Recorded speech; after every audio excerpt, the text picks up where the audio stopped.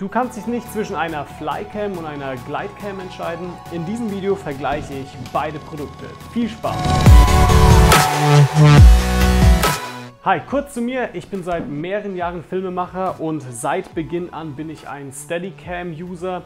Ich review auf diesem Kanal hier vor allem Video-Equipment, das ich so benutze. Ich zeige euch, wie ich filme, meine Videobearbeitung und alles drum und dran. Und wenn euch das interessiert, dann ja, könnt ihr diesen Kanal abonnieren und dieses Video liken. Ich würde mich sehr darüber freuen. Links zu den Sachen, die ihr hier alle seht, findet ihr in der Beschreibung. Und ich würde sagen, wir fangen direkt an mit dem Thema. Also, ich habe hier eine Flycam 3000 und mit dieser Flycam bin ich circa ein Jahr lang rumgerannt und ja, habe damit versucht, schöne und smoothe Aufnahmen zu machen. Und es ist mir auch teilweise gelungen, zumindest, ja, sag ich mal, in der Slow Motion. Warum ich dieses Produkt keinem Menschen wirklich empfehlen würde, nicht mal meinem Erzfeind, hat folgende Gründe. Das erste, was mir auffällt, ist diese Platte hier unten. Die ist krumm. Und ich weiß es nicht, ob das jetzt entstanden ist, nachdem ich ein Jahr damit gefilmt habe. Ich glaube es ehrlich gesagt nicht, weil hier habe ich die Flycam 5000 und da ist genau dasselbe Problem. Und wenn ich das jetzt mal so sagen darf, wenn man hier oben eine Kamera draufstellt und dann ja die Flycam hinstellen möchte auf eine gerade Ebene und dann mal hier guckt, dann sieht man, dass ja dieses Ding ordentlich wackelt. Das heißt, ich würde hier auf gar keinen Fall meine Kamera einfach so stehen lassen, weil ich zu viel Angst hätte, dass dieses Ding einfach umkippt.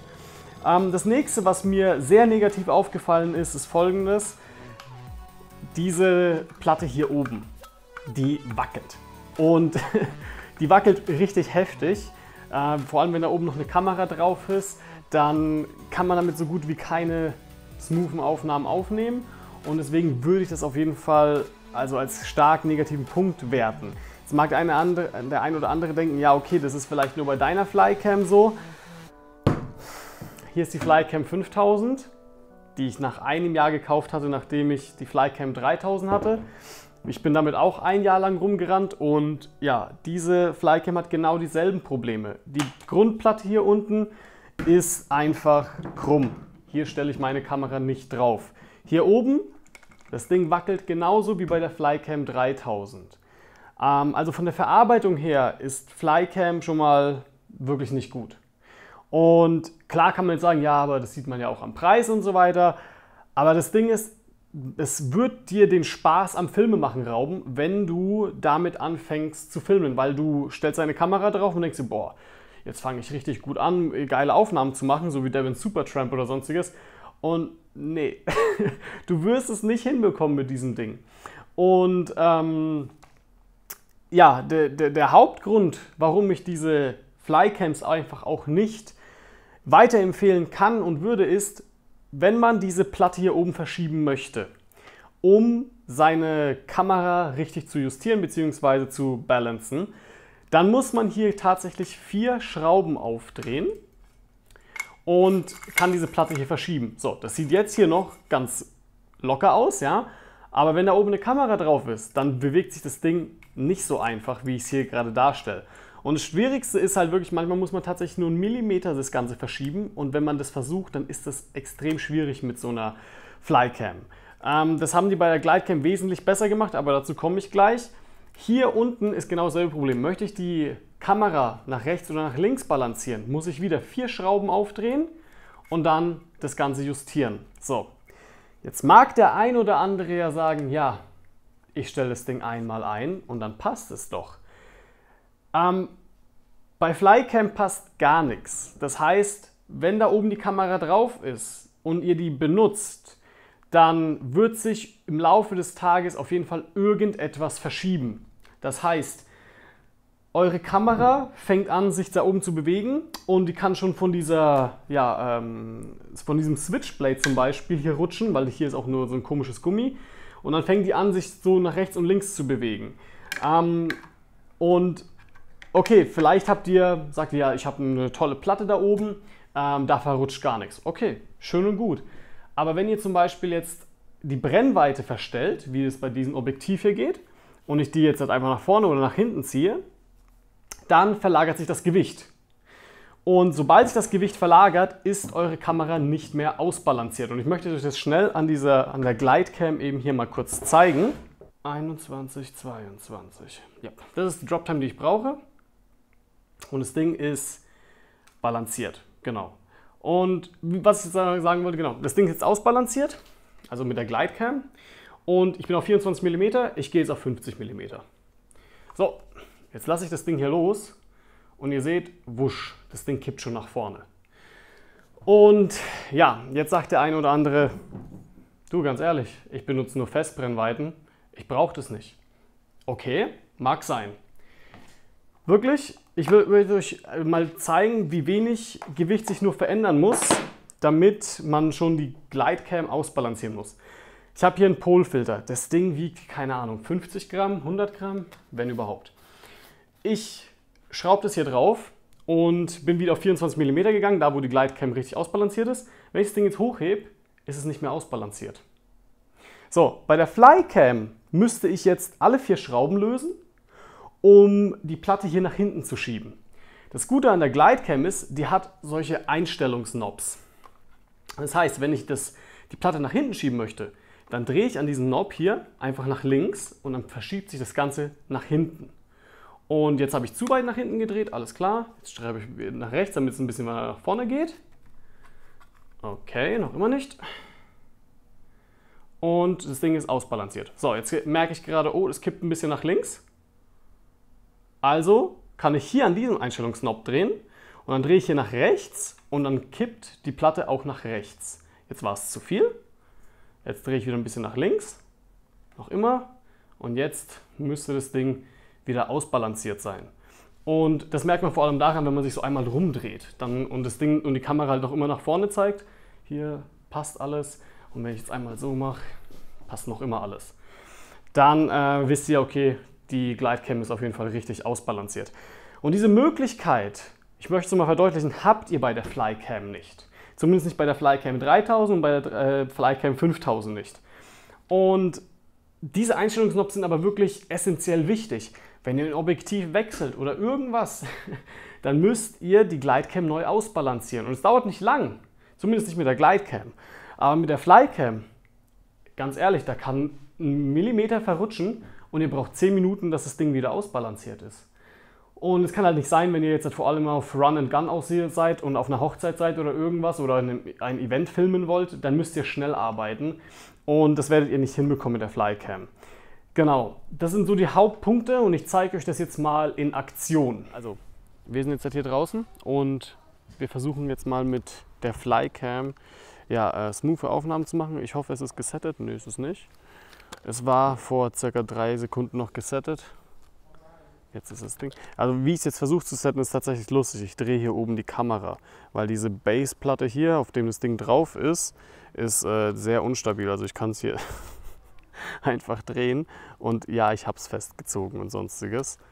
Und wenn ich das jetzt, okay, das ist glaube ich das Beste, was ich jetzt hinbekomme auf die Schnelle mit der Balancierung, weil das nächste, warum ich es nicht wirklich ausbalancieren kann, ist, dadurch, dass das Ding hier so wackelt. Kann sein, wenn es nach hinten gekippt ist, dann ist es halt auf der Seite gebalanced, aber wenn ich es dann nach vorne kippe, dann wackelt das Ding wieder hier hoch und dann ist es wieder out of balance. Das heißt, diese Flycam, ich kann sie praktisch einfach nicht ausbalancieren. So, das ist wirklich das Beste, was ich jetzt hinbekomme, nachdem ich 10 Minuten lang versucht habe auszubalancieren. So, jetzt müsste es passen. Okay? Also, aber wie ihr seht, ne, wenn ich hier vor oder zurück gehe, siehst du, wie man das? Dann ist das Ding wieder aus Balance. So, wenn ich jetzt loslasse und weg ist. das war's mit dem Balancepunkt. Ich versuche jetzt trotzdem, so gut wie es geht, hier eine smooth Aufnahme zu machen, okay? Und ich versuche jetzt hier einfach geradeaus zu laufen.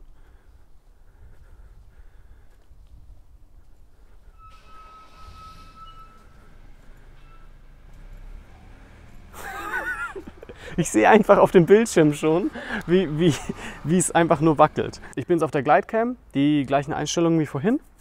Und ca. 5 Minuten später, weil es hat 2 Minuten gedauert, bis ich es gebalanced habe. Ich merke, es kippt gerade ein bisschen nach rechts. Dann drehe ich hier einmal kurz nach links, 2 Autos kommen. Und jetzt ist das Ding gebalanced. Ja? Das heißt, wenn ich mich hier rumbewege, das Ding steht wie eine 1. Was auf jeden Fall natürlich bei der Glidecam auffällt, hier wackelt nichts, hier ist alles fest und die Kamera verschiebt sich auch nicht nach links oder rechts, weil sie an diesen Manfrotto Stativplatte komplett fest dran ist, richtig schön zugeschraubt. Also hier ist alles so, wie ich es will. Und falls sich doch irgendwas ändern sollte, kann ich das mit diesen Einstellungsknopf in 5 Sekunden ändern. Und nicht wie bei der Flycam, wo wirklich wenn man nur einen Millimeter verschieben möchte, dann geht man durch die Hölle. Und ich gehe jetzt einfach hier geradeaus.